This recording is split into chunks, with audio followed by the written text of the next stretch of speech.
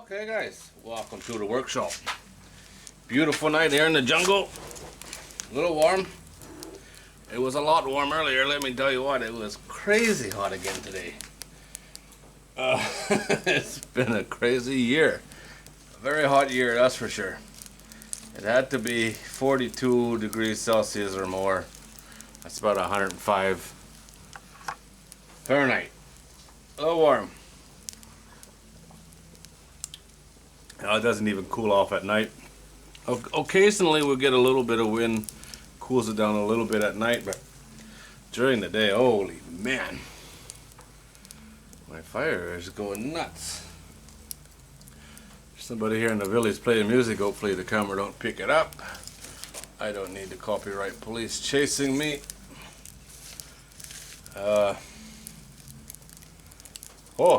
Before we get started on whatever this video is going to be about, thank you everyone for the kind words on the book. Anybody that took the time to read it, I appreciate it. Those who left reviews on Amazon, appreciate it. Learned a lot from that little thing. A lot of people weren't qualified to leave reviews. What do you do, right? I still take the kind words. Thank you. I'll tell you a funny story. I haven't promoted it anywhere. I do have it as an ad on my websites, so it's not getting sold. I sold 3 copies, but I've actually sold 4. The first one sold was returned for refund. I couldn't believe it. I didn't even know how you could do that with an ebook. Return it for a refund. Once you got it, what do you do? Delete it? I don't know how that works. I have no idea. But I thought it was pretty funny. The very first one, you know? Gee, what's my luck? The first one got sent back. A few people have been reading it online. You can read it on Amazon without actually buying it. A few people have done that actually. And then I earn money somehow through that. Kind of understand how it works, kind of don't. I understand how it works. People pay a monthly fee to read as much as they want for books that are in that category, how I uploaded mine. You know, the big names are not in there. You know, it has to be in this section where you can give them away. The big names are not giving away books. So, but it's a pretty good deal if you read a lot, I think. But you're reading the nobodies, you know, like me. Hello, nobody. But one day I'll do a video and promote it on Life in Thailand. Probably promote it on Facebook first. There's a car alarm going off. That's something you don't hear here every day. That's Thomas. Well, there must be somebody visiting. There ain't many car alarms around here. That's for sure. And a few more, I guess, than there used to be. But most of the vehicles around here were built long before car alarms. My buddy Dudig's here with me. How you doing, buddy? Leo's in the house, beer, mama's boy. He's good at that. Have me a kombucha. Good. You know, I make 2 batches a week. And I make it exactly the same way. And every time it tastes just a little bit different. I don't know what the deal is with that. But it's still good. Always good. Just there is a little bit different taste in it. Oh, got a gecko here now, Duque. He's living in my house. He was actually in the house for a while. Then he went back outside. He's not a big one, but every night you hear him. He's a beautiful one. There's really interesting colors on him. I'll try to get some pictures of him one day. But he normally only comes out at night. I should have got some pictures when he was in the house. He's a nice one. Hopefully he sticks around. There's one across the road as well. We've never had one here. When we stayed at Grandma's house, when we were building this place, the room we stayed in, had one in the room. He was in there the entire time. He might still be there, I don't know, hiding behind the furniture. So that was cool. Big old lizard. Okay, let's tell a story. That's what we'll do this video about.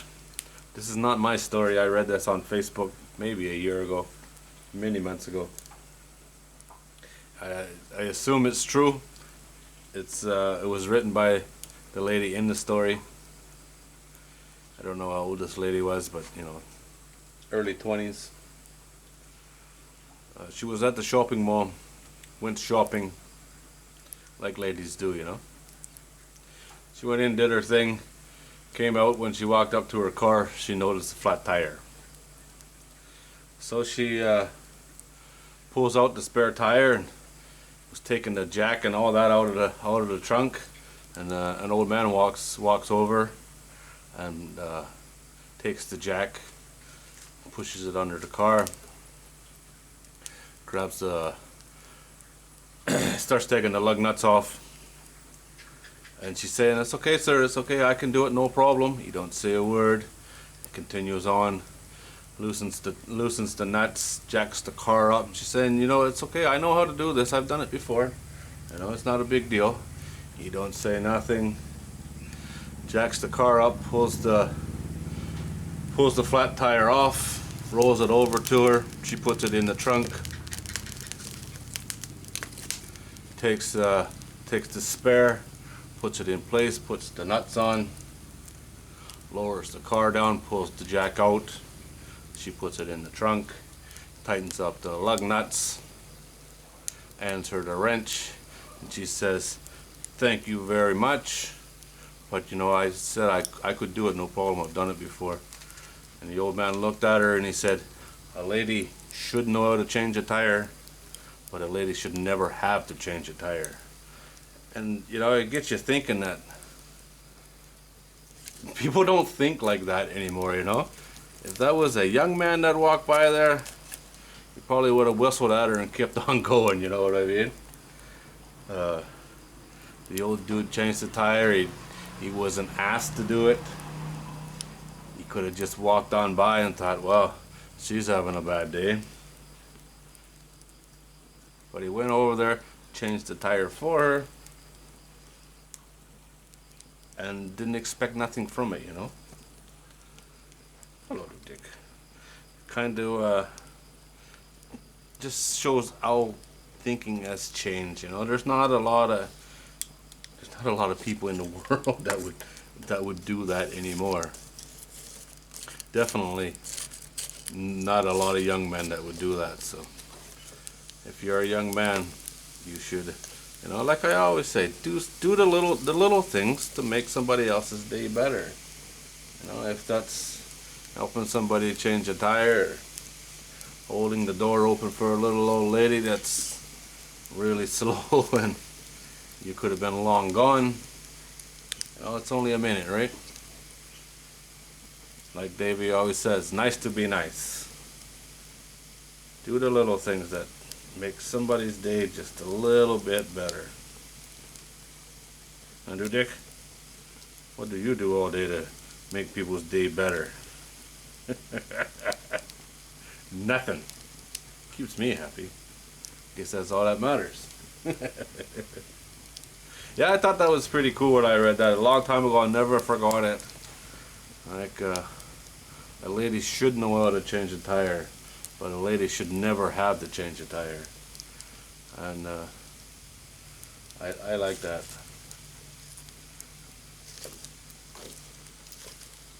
Most people don't even know how to change their own tire anymore. I know, I've worked with them. Shit. It should be mandatory to get your driver's license that you know how to change the tire and check your oil. At least.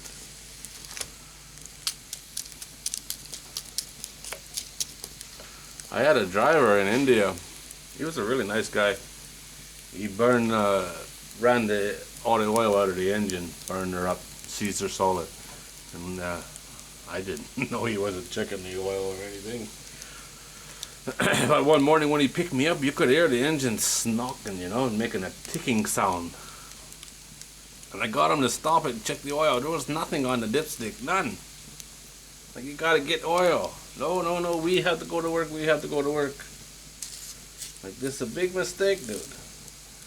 And he would not listen, need oil. We didn't get there. Caesar solid about halfway.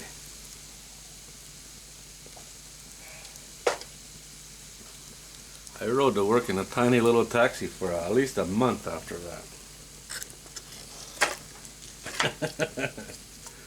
No more 4x4 for me. Because the guy wasn't smart enough to get oil.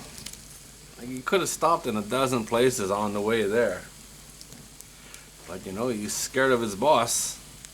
I can't be late, which I really couldn't be late.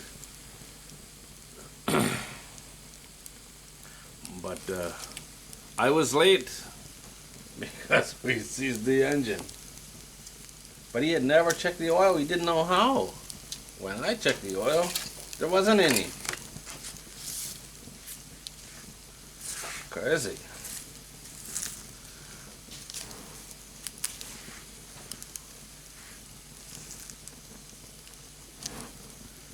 India. He was a really nice guy and a good driver. India is probably the only place that I worked that I had a driver. I drove during the day at work, but to and from the job site, I had a driver. I drove in every other country that I worked in except Egypt. And I didn't actually work on the land in Egypt, I worked on the ocean, so just getting around in Egypt was an experience. Beautiful roads, actually, but they drive like maniacs. 3 lanes wide and 5 lanes of traffic. They drive so close together they fold their mirrors in so they don't rip them off. Every car. And they got small cars there. And one day we're driving along and driving through Cairo, and there's a Dodge Ram pickup truck in front of us. It looked twice as big as every other car there. I don't know what it was doing there, if it was some military thing, Americans there, or somebody imported it or what. It did not belong there. It was way too big for those roads. Well, not the roads, the traffic. That was an experience. Crazy. Just drive as fast as you can go in a half a lane. Flying through Cairo. We went from Cairo to Port Said, which is where I got on the boat. We had military escort, military and police escort, all kinds of check stops and barbed wire all over the place. And yeah, it was an experience. That was getting off the plane in Cairo. Security guard standing there right at the plane door with a AK-47 in his hand and a cigarette hanging out of the corner of his mouth. I realized I wasn't in Kansas anymore. Things are different here.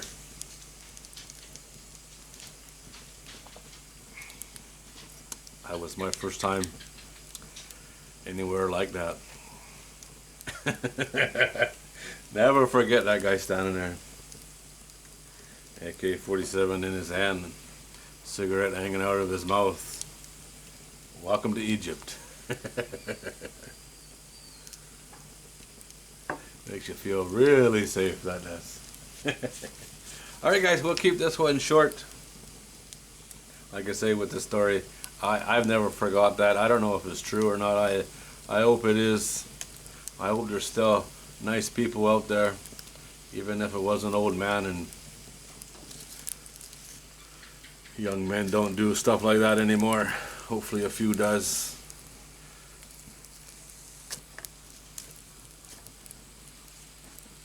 Got a beautiful fire going.